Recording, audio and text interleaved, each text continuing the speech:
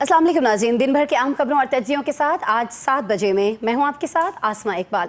नाज़रीन, मुल्क भर में चीनी की कीमतों से फैली बेचैनी दूर करने के लिए चीनी इंपोर्ट का फैसला खुद हुकूमती सफ़ों में बेचैनी का सबब बन गया है।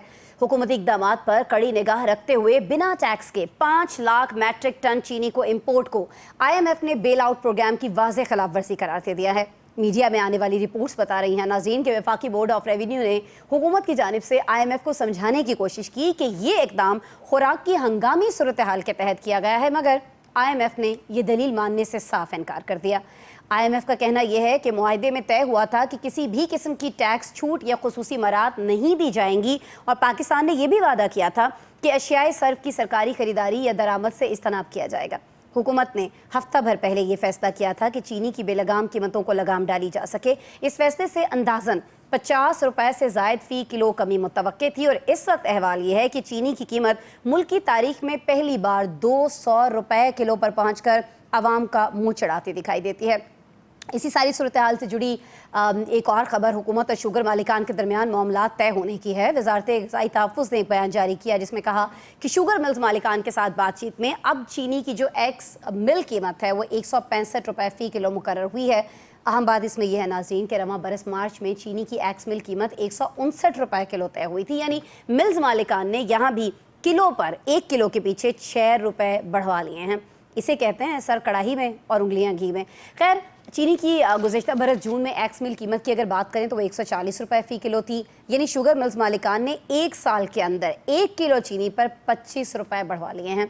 वज़ीर-ए-आज़म के जो साबिक प्रिंसिपल सेक्रेटरी हैं फवाद अहमद, उन्होंने इस पर कड़ी तनकीद की है। सोशल मीडिया प्लेटफॉर्म पर उन्होंने कहा, उन्होंने लिखा कि 30 करोड़ डॉलर्स की दरामद आवामी मफाद में नहीं है। आम आदमी चीनी का बड़ा ख़रीदार नहीं है, बल्कि असल फ़ायदा जो है वो फूड और जो बेवरेजेस इंडस्ट्रीज़ है उसको हो रहा होगा। उन्होंने सवाल उठाया कि पहले चीनी की बरामद क्यों की गई और अब दरामद क्यों की जा रही है, यानी पहले क्यों एक्सपोर्ट की और अब क्यों इंपोर्ट करना चाह रहे हैं। असल मसला जो है वो माफिया का किरदार है। आम आदमी जो है वो महंगे मशरूमात ख़रीद सकता है और नई मिठाइयाँ, फिर उनके नाम पर दरामद क्यों की जा रही है। नाज़रीन, ये चीनी माफिया, ब्रोकर्स और ज़ख़ीरा अंदोज़ी की तहकीकात कब होंगी? क्या FBR ने पिछले 5 साल में चीनी की सनत के मुनाफे पर टैक्स लिया है? और फवाद साहब जो सवाल उठा रहे हैं वो सवाल हम आज प्रोग्राम में उठाएंगे, अपने पैनल से डिस्कस करेंगे। यानी उन्होंने कह लीजिए कि हमारे मुंह की बात छीन ली है कि हुकूमत कर क्या रही है सारे मामले में, और जो कर रही है वो क्यों कर रही है। तो ये सारे सवाल रखते हैं। अपने पैनल के सामने मेरे ज्वाइन किया है सीनियर सहाफ़ी हैं, सीनियर तज्ज़ियाकार हैं अली फुरकान साहब, इस्लामाबाद स्टूडियोज़ में हमारे साथ तशरीफ़ रखते हैं। हमारे साथ काशिफ़ रफ़ीक साहब भी इस्लामाबाद स्टूडियोज़ में मौजूद हैं। नवीद नसीम साहब और आज़म मलिक साहब भी हमारे साथ वीडियो लिंक पर हैं। ये दोनों साहिबान हमें लाहौर से ज्वाइन कर रहे हैं। तमाम सीनियर तज्ज़ियाकारों का हम शुक्रिया अदा करते हैं ज्वाइन करने के लिए। प्रोग्राम का आगाज़ करते हैं। अली फुरकान साहब, सर मैं आपकी तरफ आऊँगी। सर ये बताइएगा कि 1970 में एक बड़े उर्दू अखबार की सुर्खी थी, चीनी चोरों को मुआफ़ नहीं किया जाएगा, जिसके बाद 80 की दहाई, 90 की दहाई, मुशर्रफ के दौर में इवन ऐसी ही खबरें हम देखते रहे हैं।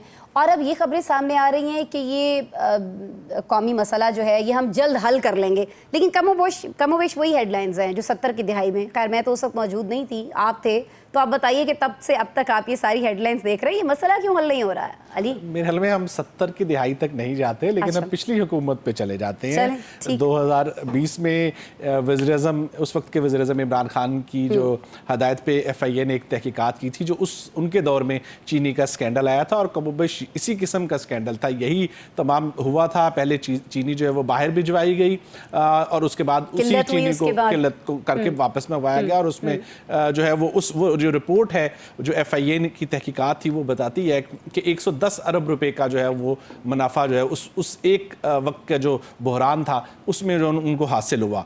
और वो जो रिपोर्ट है वो ये बताती है कि 51% जो मुल्क में चीनी की पैदावार है ये 6 बड़े ग्रुप्स के ज़ेर असर है। इनके 6 जो बड़े ग्रुप हैं वो मुल्क में जो मजमूई पैदावार है उससे 50% से ज़्यादा उनके जो है उनकी वो प्रोड्यूस करते हैं। तो इसके अलावा उन्होंने ये भी इस रिपोर्ट में बताया कि तकरीबन जो आपने इनकम टैक्स की बात की कि चीनी ने कितने, तो वो रिपोर्ट बताती है कि 10 अरब रुपए जो है वो इनकम टैक्स दिया और 12 अरब रुपए इनकम टैक्स रिफंड लिया ये भी एक अपना एक अनोखा वाकया है कि रिफंड जो है, जो दिया गया टैक्स है उससे भी ज्यादा, लेकिन इससे बढ़ के उन्होंने 30 अरब की सब्सिडी भी ली हुकूमत से, जो कि इसके अलावा थी। ये वो चीजें हैं जो वो रिपोर्ट जो है वो सामने लाती है। यकीनी तौर पे इसी किस्म की सूरत हाल अब भी पैदा हुई, लेकिन बदकिस्मती ये है कि उस रिपोर्ट के ऊपर अमल दरामद नहीं हो सका। अगरचे वो पब्लिक कर दी गई थी, उस वक्त की शायद सियासी ज़रूरियात थी हुकूमत की, उन्होंने उसको आम कर दिया, लेकिन बदकिस्मती कि वो अमल दरामद नहीं हुआ, बल्कि जिन्होंने वो रिपोर्ट बनाई थी उनको भी साइड पे कर दिया गया था। तो अब की सूरत हाल भी कोई ज़्यादा नहीं है। अब भी देखिए आप, इस हुकूमत जो ये मौजूदा वजीर हैं, इन्होंने कमिटमेंट ली थी इन तमाम लोगों से, हम 135 रुपए से चीनी की कीमत बढ़ने नहीं देंगे। आज ना ये वजीर साहब जो है वो उनसे पूछ रहे हैं कि भाई अब आप किस बुनियाद पे 165 हमसे मुतालबा कर रहे हैं कि आप बढ़ाएं, और मान रहे हैं, तो और ज्यादा बढ़ा रहे हैं उनके मुतालबे पे। 165 कर दी है, बढ़ा दी है। उन्होंने जो कमिटमेंट दी थी ना वजीर साहब को, जिसके ऊपर उनको शर्मिंदगी महसूस हो रही है कि वही कुछ उसके ऊपर जो है वो अमल करें, कोई शर्मिंदगी महसूस करें, और ना ही जो है वो माफिया जो है ये शुगर मिल मालिकान है उनको कोई एहसास है, उन्हें कोई शर्मिंदगी है कि हमने कमिटमेंट दी थी हुकूमत से, हुकूमत पूछ ही नहीं रही है, उनके मुतालबात मान रही है, 165 कर दिया। तो मुझे बताएं कि यहाँ हम क्या करें, हम कहाँ जाएंगे? तो ये दबाव क्यों है आजम मलिक साहब, हुकूमत इतने दबाव में क्यों है? एक्स मिल जो है वो 165 रुपए कैसे तय हो गया, जबकि मार्च में हम देख रहे हैं कि ये रेट जो है ये 140 रुपए था, 25 रुपए का इजाफा। आजम मलिक साहब, क्यों हुकूमत इतने बड़े फैसले जो है वो इतने सारे दबाव के अंदर करती हुई हमें दिखाई देती है? ये फैसला ऐसे वक्त में किया गया है जब चीनी की मुकामी पैदावार जरूरत से ज्यादा मौजूद है, और मुझे लगता है इस इम्पोर्ट का फैसला ऐसे वक्त में किया गया है जब मुल्क IMF के साथ 7 अरब रुपए के बेल आउट मुआहदे पर चल रहा है। ठीक है, अच्छा आप ये देखें कि ये होता क्या है। मुझे यूं लग रहा है कि हकीकत ये है कि इस पूरी स्कीम के पीछे चीनी माफिया की जो सरपरस्ती है वो सरकारी सरपरस्ती में होने की तरफ समझ चुकी है। आप इस मुद्दे को समझो जरा। तो प्राइवेट माफिया है मुबैना तौर पर चंद बाअसर कारोबारी ग्रुपों ने मार्केट की मसनू किल्लत पैदा की, अवामी दबाव बढ़ाया, और फिर हुकूमत से दरामद की मंजूरी देकर अरबों का फायदा लुटो और पुटो हो गया। ये एक रात में सारा बिजनेस प्लान चापो किया जाता है और अवाम की जेबों से अरबों रुपए अपनी जेबों में मुंतकिल किया जाता है। और ये सब कुछ होता कैसे आसमा? ये अवामी मफाद के नाम किया जाता है, और इसका फायदा सिर्फ चंद पर तबकात जो है वो समेटते हैं। मैं और आपको यहाँ पर टीवी पे, जैसे आपने बताया, मैं हर रोज जब दफ्तर जाता हूँ तो मेरी दफ्तर के लिफ्ट के बाहर सेम हेडलाइन लगी हुई कि चीनी माफिया के खिलाफ भरपूर ऑपरेशन किया जाएगा 1970 1970। हमसे पहले, हमसे बाद में आने वाले और मौजूदा जो इस घड़ी में बैठे हैं यही करते रहेंगे। ये मामला सिर्फ चीनी तक महदूद नहीं है आसमा, ये पाकिस्तानी मुआशरत में एक बड़े मर्ज की अलामत है। वो मर्ज जिसमें पॉलिसी माफियाज के मुफाद के मुताबिक बनती है, अपने मुफाद के मुताबिक वो स्कीम बनाते हैं जहां अवाम का दर्द सिर्फ तकरीरों तक महदूद रहता है। आप देख लें, शहबाज साहब कल आएंगे, उनको लगेगा मुझे अवाम का बड़ा दर्द है। फवाद साहब आज ये कह रहे हैं कि 30 लाख डॉलर की 30 करोड़ डॉलर की जो चीनी मंगवा रहे हैं तो ये आप ज्यादती कर रहे हैं। फवाद साहब उस स्कीम का हिस्सा नहीं रहे क्या? ये तब प्रिंसिपल सेक्रेटरी नहीं थे? इनके वहां पे दस्तखत मौजूद नहीं? ये चीनी नहीं है, दरअसल रियासती खुद मुख्तारी बेची जा रही है, हर किलो के साथ, हर सब्सिडी के साथ और हर दरामदी हुक्म के साथ अवाम की जेब से अरबों रुपया समेट कर बैरून मुल्क दुबई में ब्लैक पैसे को व्हाइट जो है ना उसमें कन्वर्ट किया जाता है, और इसके ऊपर हम क्या और फिर बड़े से बड़े स्कैंडल्स जो हैं वो सामने आते रहते हैं। और आपने बिल्कुल वजह फरमाया कि हम इसको प्रोग्राम में डिस्कस करने के अलावा कर क्या सकते हैं, और आवाम बेचारी के पास तो ये भी नहीं है, क्योंकि अब अगर आवाम सोशल मीडिया पर अपना गुस्सा या भड़ास निकालने की कोशिश करते हैं तो फिर वो मिसिंग पर्सन में शुमार होने लग जाते हैं। बहुत सारी जगहों पर अभी रिसेंटली अभी जो एक वाक़या हुआ पंजाब के अंदर, तो किस तरह से हुकूमत उस पर रिएक्शन देती है, वी ऑल नो। खैर मैं आगे बढ़ जाती हूँ, मैं आपकी तरफ आती हूँ काशिफ साहब। सर ये बता दीजिएगा कि अब IMF ने ज़ाहिर है कि इस पर एतराज़ लगा दिया, उनका एतराज़ बिल्कुल बजा है। जब आपने उनके साथ एक कमिटमेंट कर रखी है, शराइत पर आप उनकी पूरी अमल दरामद करने के पाबंद हैं, तो अब तो एतराज़ तो आना ही था। अब मुझे सब ये बता दीजिएगा कि IMF के इस एतराज़ के बाद काशिफ साहब, हुकूमत के पास इस बहरान से निमटने के लिए क्या और हल रह जाता है, ऑप्शंस क्या? बिस्मिल्लाहिर्रहमानिर्रहीम। देखिए ये हुकूमत के पास बड़े बेशुमार ऑप्शन है। हुकूमत जो है वो मज़ीद सब्सिडी दे देगी, मज़ीद फैसिलिटेट कर देगी। जो 1970, 75, 80 की ख़बरों की बात आपने की, आज़म साहब ने की, मैं तो कह रहा हूँ जी जुलाई 2025 की सबसे बड़ी खबर ये है, चीनी चोरों को, टैक्स चोरों को कुछ नहीं कहा जाएगा। ये मेन हेडलाइन है अखबार की, ये लगनी चाहिए, असल हेडलाइन ये है, ठीक है। और ये भी हेडलाइन साथ लगनी चाहिए कि लुटो फुटो कोई नहीं पूछेगा। और ये भी हेडलाइन लगनी चाहिए कि यहाँ से माल बनाओ और बाहर शिफ्ट करो और हौसला अफजाई के लिए आपको हुकूमत में बड़े बड़े ओहदे दिए जाएंगे। फवाद फवाद साहब आज जो इतना उनको दर्द जागा है चीनी की दरामद के ऊपर, ये फवाद साहब वो हैं जिन्होंने खाया पिया कुछ नहीं, गिलास ओढ़ा, करोड़ों रुपए का नुकसान किया था PIA की निजकारी के ऊपर। ये बात आजम मलिक साहब की बिल्कुल ठीक है कि जब ये खुद थे तो ये उस वक्त पहले सब्सिडी देते थे, उस वक्त हर चीज। आज उनको हुकूमत में हिस्सा नहीं मिल रहा, शहबाज शरीफ साहब की गवर्नमेंट उनको लिफ्ट नहीं करा रही और आज उनको अवाम का दर्द जाग गया है। भाई कौन सी अवाम कैसी, आपका क्या लेना देना अवाम से? आप प्रिंसिपल सेक्रेटरी के तौर पर बैठे रहे, आप गवाह बन के जाके, और आज आपको जाके अवाम जाके। लेकिन असल इशू क्या है?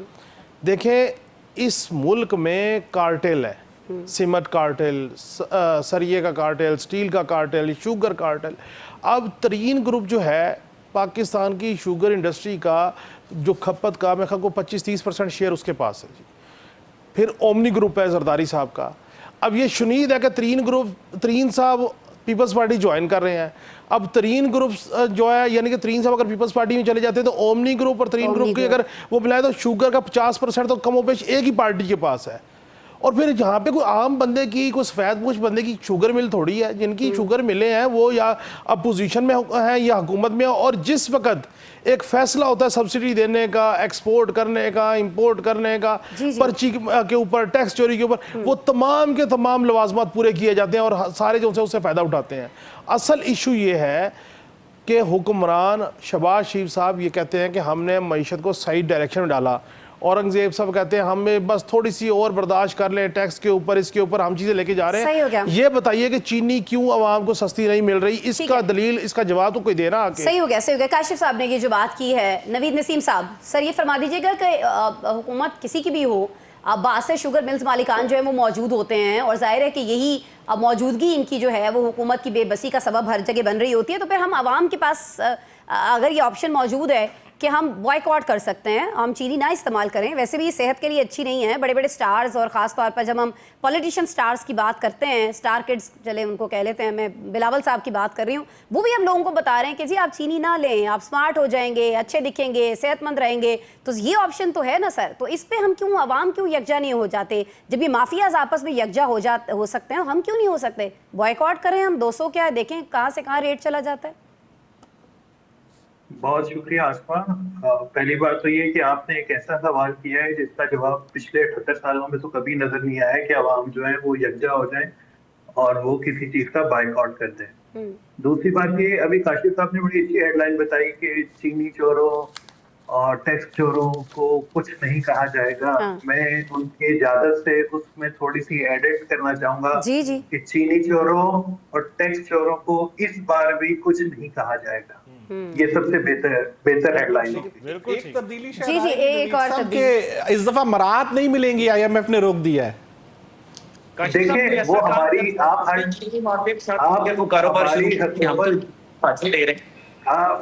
अच्छा, आप हमारी हुकूमत की हर दर्मी देखें कि वो IMF से कह रही है कि मुल्क में गदाई इमरजेंसी है, इस वजह से हमें चीनी इंपोर्ट करने की इजाजत दी जाए।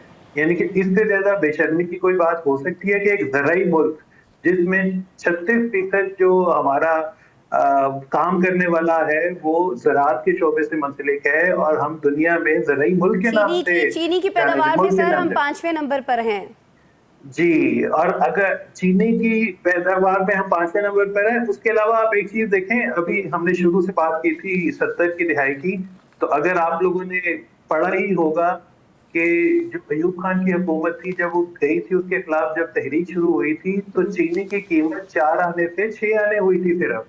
सिर्फ उस 2 आने की कीमत में इजाफे की वजह से one of the reason was चीनी की कीमत में इजाफा था।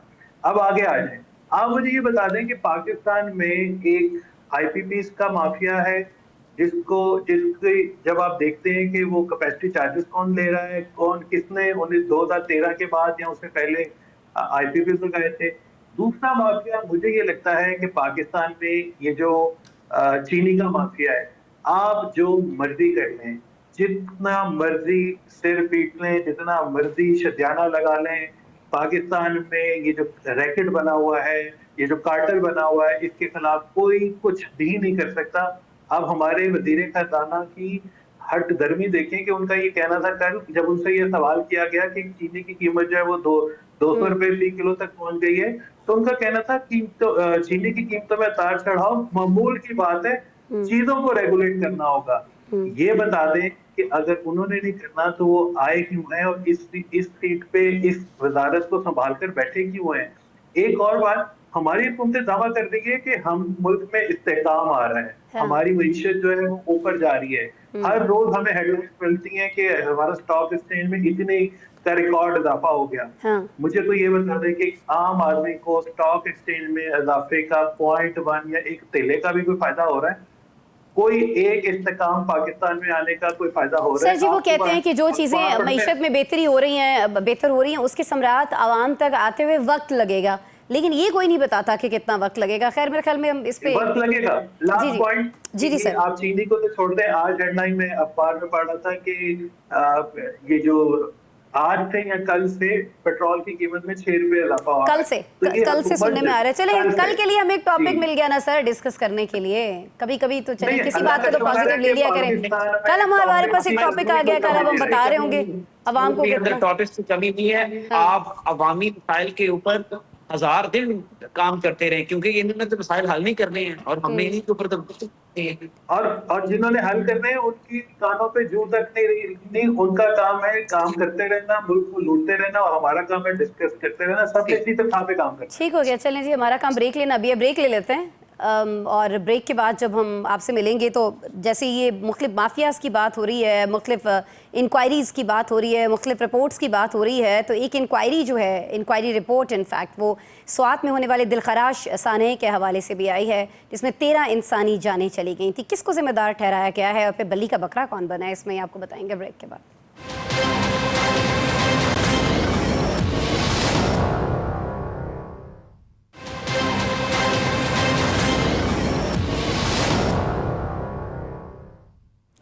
वेलकम बैक जी। प्रोग्राम में बात करेंगे स्वात में उस दिलखराश सानहे की जिसमें 13 इंसानी जिंदगियों को दरिया की बेरहम मौजों के हवाले कर दिया गया। ये हवाले कर देने का लफ्ज़ जो है ये हम आपको बता दें कि हम इस पे बिल्कुल कायम हैं, क्योंकि इन लोगों को शायद बचाया जा सकता था, बहुत ज़्यादा चांसेस थे कि इनको बचाया जा सकता था।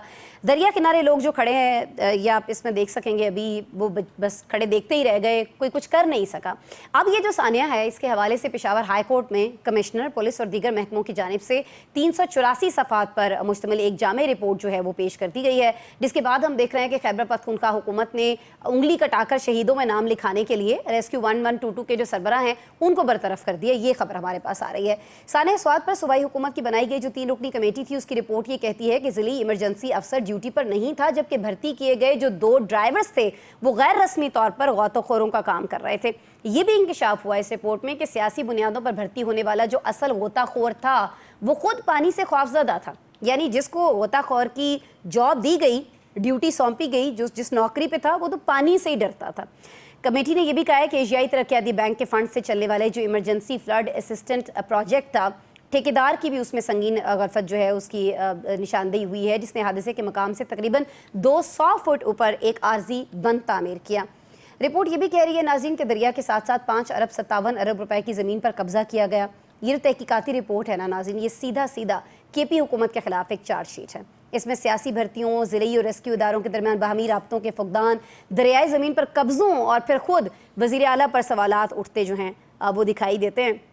कोर्ट इस पर जो करेगी सो करेगी, लेकिन काशिफ साहब हम देख रहे हैं कि इस रिपोर्ट से पहले भी और फिर फ़ौरन बाद कुर्बानियों का सिलसिला शुरू हो गया है। पहला कुर्बानी का जो बकरा है वो 1122 के चीफ को बनाया गया है, बरतरफ कर दिया गया उनको।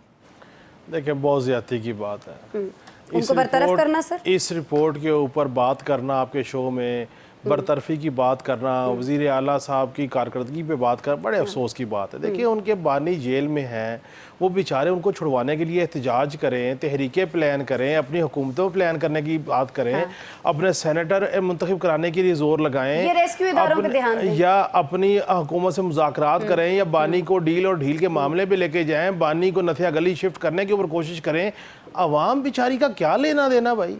कौन सोचे अवाम के ऊपर? क्यों जाने कि कोई डूबता है डूब जाए, मरता है मर जाए, महंगाई के चक्की में पिसता है पिस जाए, क्या लेना देना इन सारे मामले का? उनकी तो रेड लाइन जो है वो इमरान खान है।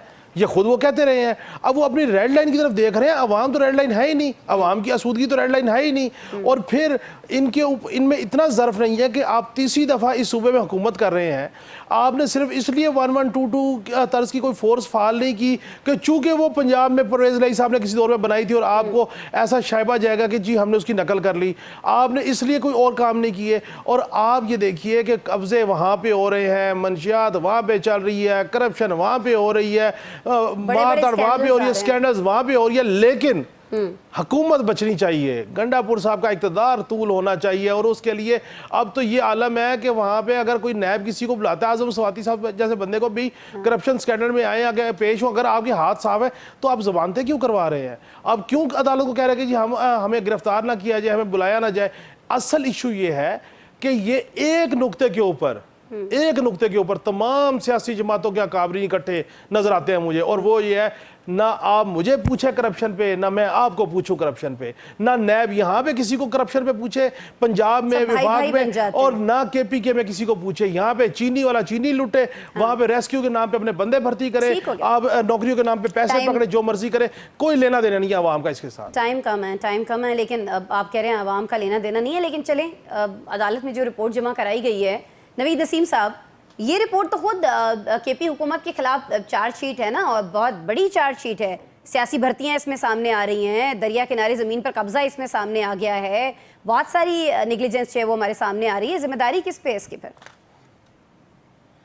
आसमा, वैसे कितने ताज्जुब की बात है कि हमारे पास इस तरह की खबरें जो है मेरा ख्याल है 1 महीने में 1 या 2 बार तो लाजमी आती हैं। ये सानिया पहले हुआ, उसके बाद अभी हाल ही में कराची में एक सानिया हुआ जिसमें चाहे 26 या 27 लोग जो थे वो जो इमारत गिरी में, जो इमारत गिरी थी। उसके बाद भी एक रिपोर्ट आ गई होगी या आ जाएगी, सिंध हुकूमत भी बड़े दावे करेगी हमने ये किया था, हमने वो किया था।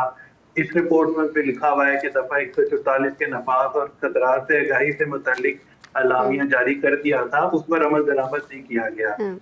कोई इनसे ये तो पूछे कि आप हुकूमत अगर कर रहे हैं तो कर किसके ऊपर रहे हैं? खुदा के वास्ते हम इस कौम पर, इस मुल्क पर, इस तवाम पर थोड़ा सा तो तरस खा लें। वो जो 6-7 लोग जो अपनी मौत का इंतजार कर रहे थे वहां पे पानी में खड़े होकर, क्या उनकी आंख इस हुकूमत को नहीं लगेगी? आप जरा सी देर के लिए सोचें, they were waiting for their death actually. हम किस मुंह से उस मुल्क में, उस सूबे में, और ये रिपोर्ट, ऐसी रिपोर्टें, आज ये रिपोर्ट हम डिस्कस कर रहे हैं, I am telling you next week हमारे पास अल्लाह ना करे इसी तरह का कोई और सानिया आ जाएगा, उससे अगले कोई और सानिया आ जाएगा। सिंध में भी यही आए रोज होता रहता है, अल्लाह ना करे पंजाब में हो तो पंजाब में भी यही होता है। हमें कोई ये तो बता दे कि इनका जवाबदेह कौन है? ये जो रिपोर्ट आई है इसमें सारे ये जो DG को भी कर दिया, फलाने को भी कर दिया, फलाने को भी कर दिया। मैं काशिफ साहब से बिल्कुल इत्तेफाक करता हूँ, ये हुकूमत जो है KP की हुकूमत, और सिर्फ अपने सारे वसाइल जो है, अपनी सारी तवज्जो जो है वो अपने लीडर को, अपने कायद को जेल से बाहर छुड़वाने पे लगी हुई है। लिहाजा अब ये मुझे तो ये लगता है कि वहाँ के अवाम को इस चीज की सजा मिल रही है कि उन्होंने इमरान खान की खातिर इस हुकूमत को मुंतखब किया। ठीक है, सही हो गया। मैं आपकी तरफ आऊँगी। अली, रिपोर्ट तो ये भी कह रही है कि ये जो सानिया हुआ इसके 3 रोज़ बाद वज़ीर आला ने दरिया किनारे जो तजावुज़ात हैं 3 दिन के बाद उनके खिलाफ ऑपरेशन की मंजूरी दी। मुझे ये ज़रा बता दीजिएगा, PTI को कवर भी करते रहे आप बहुत ज़्यादा, उनके मुख्तलिफ रहनुमाओं के इंटरव्यूज़ भी हैं आपके साथ। मुझे बताइएगा कि PTI का तो बुनियादी नारा ही था ना ये कि शफाफ हुकूमत रहेगी, तो यहाँ पर क्यों कोई शफाफियत जो है वो हमें दिखाई नहीं दी? ये रिपोर्ट तो सारी की सारी ये बता रही है कि तजावुज़ात तो उनके होते हुए, उनकी वो क्या कहते हैं ज़ेरे सरपरस्ती वहाँ पर हुई, और इस रिपोर्ट के आने के बाद और इस आने के होने के बाद 3 दिन के बाद जो जहाँ पर जो तामीर करा था उसको फ़ौरन से फिर रुकवा दिया गया। अली, बिल्कुल जी, अगर मैं इस रिपोर्ट को 2 जुमलों में बयान करूँ इसका खुलासा, तो ये रिपोर्ट कहती है कि जो वाक़या था सवात का, ये फितरी नहीं बल्कि ये इंसानी गफलत का नतीजा था, और ये इंतज़ामी नाकामी नहीं बल्कि हुक्मरानी के ढांचे की जो है वो मजमूई कमज़ोरी की अक्कासी करती है। तो इससे आप ये अंदाज़ा लगा लें कि वहाँ पे जो निज़ाम में हुकूमत है वो मुकम्मल तौर पे नाकाम जो है वो दिखाई देता है इस रिपोर्ट के मुताबिक। और यकीनी तौर पे आप जिस तरफ आपने इशारा किया कि दावे तो बहुत ज़्यादा किए गए और इसके ऊपर हमने देखा भी कि बड़े बुलंदोबांग ऐलानात भी होते रहे, लेकिन अमल दरामद जो है वो शायद जो है वो नदारद था और नदारद है अब भी आप देखिए कि इस अलमनाक साने के बाद भी अगर जो ऑपरेशन किया गया, अगर तजावज़ात को हटाने का, तो उसको भी सियासी रंग दे दिया गया। और जब आप किसी चीज़ को सियासी रंग दे देते हैं, सिर्फ अपने सियासी मुखालफीन की हद तक जो है वो उसको रखते हैं, तो यकीनी तौर पर वो चीज़ जो है आप नज़र आता है कि आपकी नीयत नहीं है अब भी इसको दुरुस्त करने की। तो मेरे ख्याल में नीयत की भी जो है वो कुछ कमी दिखाई देती है और अमल दरामद तो वो रिपोर्ट खुद अक्कासी कर रही है। ठीक हो गया। आज़म मलिक साहब, आपको नहीं लगता कि इस रिपोर्ट के बाद अखलाकी तौर पर वज़ीर आला को अब अपनी कुर्सी पर नहीं रहना चाहिए? कोई जवाब नहीं है उनके पास, खुल्लम खुल्ला ये तो चार्जशीट है ना वज़ीर आला के खिलाफ, कुछ किया ही नहीं उन्होंने आवाम के लिए वहाँ पर। देखिए आसम, मुझे तो हंसी आ रही है, मुझे कुछ नहीं लगता, मुझे कुछ भी नहीं लगता। मुझे ये लगता है कि सानिया कोहिस्तान में 5 लोग टीवी कैमरों के सामने 5 घंटे के रेस्क्यू ऑपरेशन के बाद दरिया में डूब गए। मुझे आसमान लगता है कि सानिया मरी के अंदर 19 लोग गाड़ियों के अंदर सर्दी से ठठर कर मर गए। मुझे लगता है आसमान कि दरिया स्वात के अंदर 18 लोग दिन दिहाड़े लोगों की आंखों के सामने दरिया के अंदर बह गए और उस सुबह का आला ये कहता है कि मैं वहां पर तंबू लेके बैठ जाऊं। वज़ीर आला को शर्म से पानी के अंदर मर जाना चाहिए। मैं चाहता था कि इस रिपोर्ट के ऊपर बड़ी अच्छी और खूबसूरत गुफ्तगू करता, जैसे अली साहब ने की, नबील साहब ने की, और मैं बड़े तहम्मुल के साथ ये बात करता। इन लोगों को शर्म नहीं चाहिए। इन लोगों ने एक इदारे के सरबराह को मुअत्तल करके ये समझा है कि ये इन्होंने अपना मुद्दा जो है एक इदारे के ऊपर डाल दी है। ये बेहिसी है, बेशर्मी है। आसमान, मैं नबील साहब से और काशिफ साहब दोनों से माजरत के साथ इत्तेफाक बिल्कुल भी नहीं करता कि ये इमरान खान को छुड़वाने के लिए ये मसरूफ है। ये तो चाहते हैं कि वो अंदर ही रहे, क्योंकि अगर वो बाहर आ गए तो दुकानदारी बंद हो जाएगी। कभी अली अमीन गंडापुरी सूबे का वज़ीर आला बन सकता था? ये तो कौंसलर बनने की औकात नहीं थी इन लोगों की। ये खंभों को वोट डाले गए हैं जो ईवान के अंदर रंग बिरंगे लोग आके बैठ गए। इनको क्या लगे कि 18 लोग पानी के अंदर बह गए, उनकी आप आहें देखें, सिसकियां देखें, आंसू देखें, वो मनाज़र आप देख सकते हैं। मैं कई दिन कई रातों सोया नहीं, वो मनाज़र नहीं सके। बिल्कुल लोग हैं, ये कैसे बेहिस लोग हैं? इनको शर्म नहीं है, इनको हया नहीं है कि लोग जिंदा पानी के अंदर इनकी आंखों के सामने देखें। आसमान, आखिरी बात चले जा रहा हूँ, लोगों का कोई कसूर नहीं है। वहां पर क्यों दरिया के अंदर लोगों को जाने दिया गया? सीसीटीवी के अंदाज वहां पर क्यों नहीं थे? वहां पर जब इनको पता है हर साल हजारों लाखों लोग वहां पर आते हैं, इनको रेवेन्यू देते हैं, सवाल चलता कहाँ पे? इन सियाहों के दम से हम इनको पैसे देते हैं, वहां पर एक बंदा नहीं खड़ा किया। ये सरासर इंतजामी गफलत है केपी गवर्नमेंट को। और केपी, आप कहते हैं केपी गवर्नमेंट को रिजाइन कर देना चाहिए अली गंडापुर को। मैं कहता हूँ आसमा, आप मुझे इजाजत दे, अली अमीन गंडापुर के ऊपर 302 की FIR होनी चाहिए और इनको गिरेबानों से पकड़कर कुछ लोगों के हजूम के सामने दरिया स्वात के अंदर डबोना चाहिए इस हुकूमत को, जिनको ना शर्म है ना हया है। अच्छा आज़म मलिक साहब, अब आप जज्बाती हो रहे हैं, लेकिन मैं ये नहीं कहूँगी कि आप गलत हैं या आप सही बात नहीं कर रहे हैं। आप इस वक्त बिल्कुल अवाम के जज्बात की तर्जुमानी कर रहे हैं। किसी के सामने भी जिसने ये रिपोर्ट देखी है, इवन जब रिपोर्ट नहीं आई थी तब भी जो हुआ वो सबके सामने था, सबको मालूम था कि किसकी गफलत है, और लोगों के जज्बात इसी तरह के हैं आज़म मलिक साहब, और हम सब समझते हैं बिल्कुल। और आपने ये भी सही फरमाया कि बहुत सारे लोगों का तो जो रोज़ी रोटी है वो चली इस पे रही है कि अडयाला में बैठे हुए हैं बानी, और बाहर लोग जो हैं वो मज़े करते फिर रहे हैं। तो ऐसे लोगों से मेरे ख्याल में इस्तीफ़ों की बात करना, और वो शायद खुद हमें इस पर सोचना चाहिए। ब्रेक लेते हैं प्रोग्राम में, ब्रेक के बाद मिलते हैं आपसे।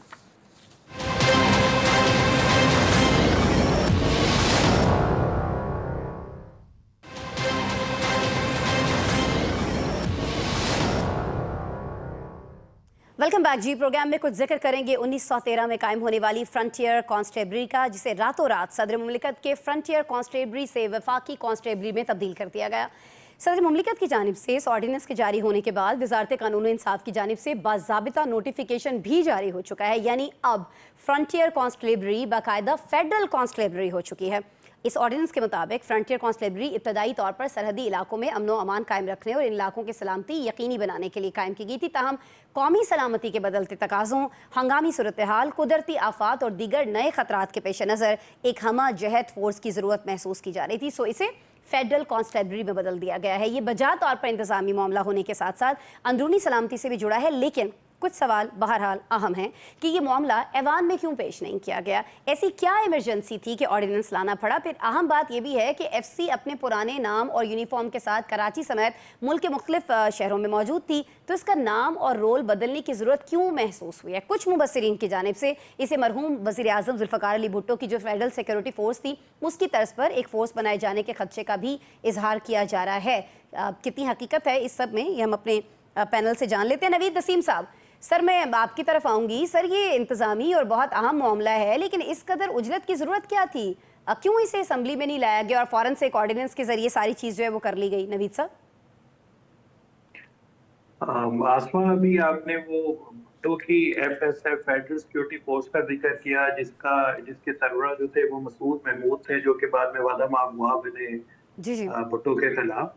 और one of the most important witness जो थे, जिसकी वजह से कहा जाता है कि भुट्टो को फांसी पे लटकाया गया, वो इसी फोर्स के सरबराह थे। अब आ जाए अगर आप इसके ऊपर, इस फोर्स के ऊपर, तो मुझे जो मेरी नाकिस्तानी में इस फोर्स को बनाने का सिर्फ एक मकसद है, वो ये कि अब पहले ये होता था कि इस फोर्स को जब आप वीआईपी सिक्योरिटी के लिए इस्तेमाल करते थे तो तनकीद की जाती थी और कहा जाता था कि ये फोर्स का ये काम नहीं है कि वो जो वीआईपीज आते हैं या जो पॉलिटिशियंस हैं या जो दूसरे वीआईपी आते हैं उनको सिक्योरिटी दी जाए।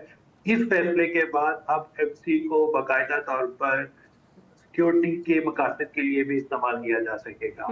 एक बात। दूसरी बात ये कि मुझे ये बताएं कि आज भी केपी के बहुत सारे इलाके हैं जिसमें टांक है, जिसमें जो दीगर है डीआई खान है या पन्नू है, उसमें सिक्योरिटी के हालात जो हैं वो आज भी जो है वो इस कदर खराब है कि हमारा मीडिया के ऊपर शायद सही तरह से तवज्जो नहीं दे रहा, उसकी रिपोर्टिंग ही नहीं करता, लेकिन इंटरनेशनल मीडिया या हमारे जो वहाँ पे सहाफी काम करते हैं वो हमें बताते हैं। क्या एक सिक्योरिटी को फेडरल कांस्टेबलरी बनाने से हमें उम्मीद है कि केपी में जो सिक्योरिटी के हालात हैं वो काबू में आ जाएंगे, वहां पर बेहतर होंगे, वहां पे जो पुराने पाटा के वजीरिस्तान और जो दूसरे दीगर इलाके थे जिनको बाद में केपी का हिस्सा बना दिया गया, वहां से जो हमें रिपोर्ट्स मिलती हैं दहशतगर्दी की, इसके अलावा मौलाना ठीक हो गया जो है वो आए रोज करते रहते हैं कि वहां पे ये हो रहा है, तो क्या ये सब कुछ करने से वो बेहतर हो जाएगा? ठीक है, सवालात बहुत से हैं। मैं ये सारे सवालात जो हैं ये आज़म मलिक साहब आपकी तरफ लेके आऊँगी। एक तो जो नवीद नसीम साहब ने फरमाया, प्लीज़ अगर आप उनका जवाब हमें दे पाएँ, और दूसरा ये भी बताइएगा कि वफाकी हुकूमत को अब मुल्क भर में इस फोर्स के इस्तेमाल का जो इख्तियार है वो हासिल हो गया है, तो आपको नहीं लगता कि कहीं ना कहीं ये जो इख्तियार है इससे सूबाई हुकूमतों से टकराव की सूरत हाल पैदा हो रही होगी मुल्क के अंदर वफाक के साथ? देखिए आसमा, आपने बड़ा इंतहाई अहम टॉपिक जो है वो उसको आज डिस्कस किया है।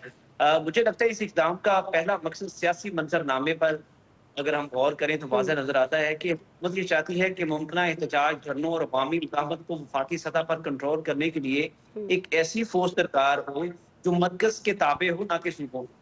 पंजाब और केपी में जहाँ हुकूमत की सियासी मुखालिफ जमातें मौजूद हैं, वहाँ पुलिस या दीगर जो मुकामी इदारे हैं वो मुकम्मल उन धरनों, एहतजाज के ऊपर कंट्रोल नहीं कर पा रहे। इसके अलावा बाज़ साज तनसीबात, अदलिया, मीडिया या वफाकी दफातर के गिर्द बराह रास्त मर्कज़ी की तैनाती अब आसान, चूंकि अब आप इसे फेडरल कांस्टेबलरी बना दिया।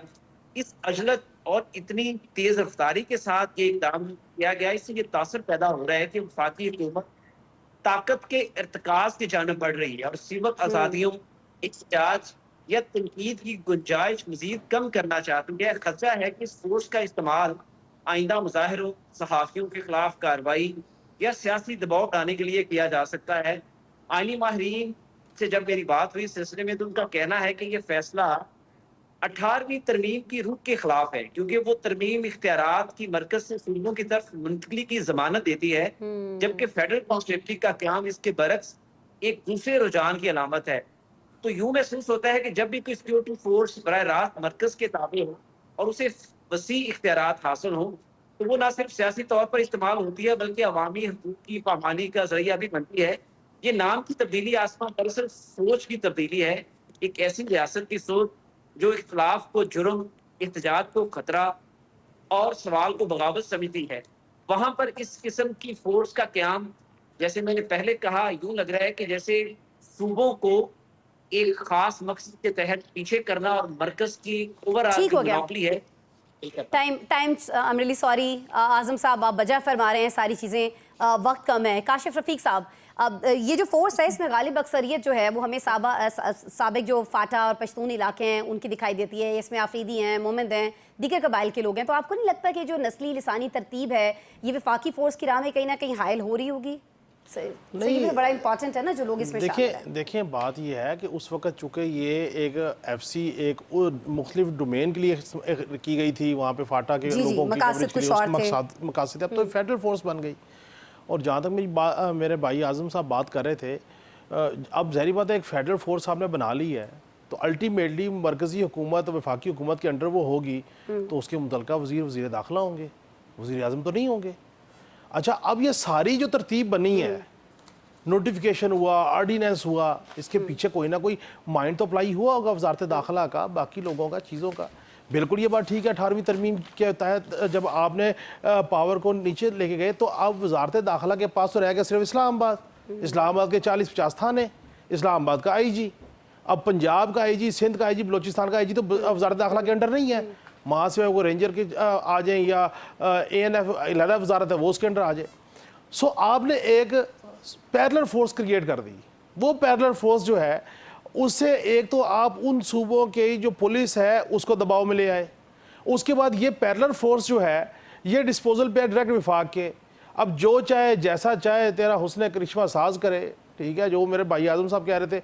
सवाल ये है कि आप फोर्स पे फोर्स बना रहे हैं, इम्प्लीमेंटेशन कुछ नहीं, क्राइम कंट्रोल नहीं हो रहा, लोग आप काबू नहीं आ रहे, अमनो अमान बहाल नहीं हो रहा, चीज़ें हो नहीं रही, फोर्स पे फोर्स बनाए जो, वर्दियों पे वर्दियाँ तब्दील कराए जो, कोई लेना देना नहीं है। इस सारे अमल के लिए वजारत दाखिला के लोगों को आना चाहिए, बताएं ना कि भाई आपने ये खर्चा जो आवाम का कर रहे हैं क्यों कर रहे हैं, इससे फायदा क्या होगा मास वेज के कि आप लोगों की आम फुरकान साहब आप बताएं क्या फायदा है, क्यों कर रहे हैं, और इतना अर्जेंट इतनी इमरजेंसी क्या, किस चीज़ की क्या सोचा जा रहा है? बुनियादी तौर पर तो यही सवालात, बहुत से सवालात हैं जिनका आपने जिक्र किया, इतनी जल्दी क्यों ऑर्डिनेंस पार्लियामेंट के होते हुए क्यों जो है वो लाना पड़ा, सूबों को जो है वो उसका क्यों नहीं इस पे कोई इनपुट ली गई, अमल दरामद ऑलरेडी मौजूद हैं आपके पास, वफाक में FIA मौजूद है, ANF मौजूद है, रेंजर्स मौजूद है, तो इसकी क्या ज़रूरत थी? जिस तरीके से कहा गया कि बहुत सारी और भी जो है वो फोर्सेस मुख्तलिफ जो है विंग्स बने हुए हैं, तो इसकी क्यों ज़रूरत थी? मेरे ख्याल में सिर्फ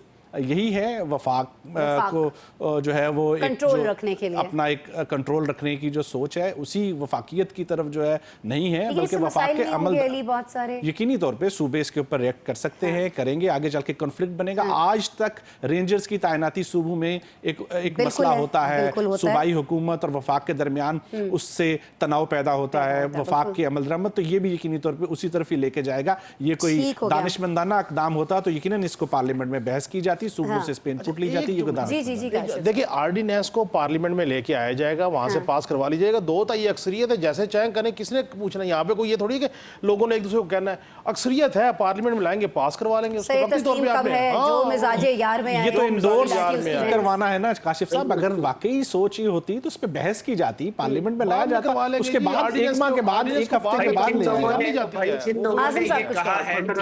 बनवाया है आसमान, जिन लोगों ने ये बनवाया है, काशिफ साहब, अली साहब, नवीद साहब, क्या बातें करते हैं आप? जिन लोगों ने बनवाया है वो बहस करने, किन्होंने बनवाया है सर, किन्होंने बनवाया है सर, बनाया ना, किन्होंने बनाया? ये किसके अंडर है सर, ये किसके अंडर है सर, ये किसके अंडर है? शायद नवीद साहब बता सकें। आप इस तरफ इशारा कर रहे हैं, कम से कम उन्होंने नहीं बनवाया, कहीं और से इशारा कर रहे हैं वो तो। मैं तो भाई कह रहा हूँ कि भाई वजारत दाखिला के अंडर ही होगी ना फोर्स, अब वजीर बल्दियात के अंडर थोड़ी होगी या हैसियत के अंडर थोड़ी होगी हुजूर?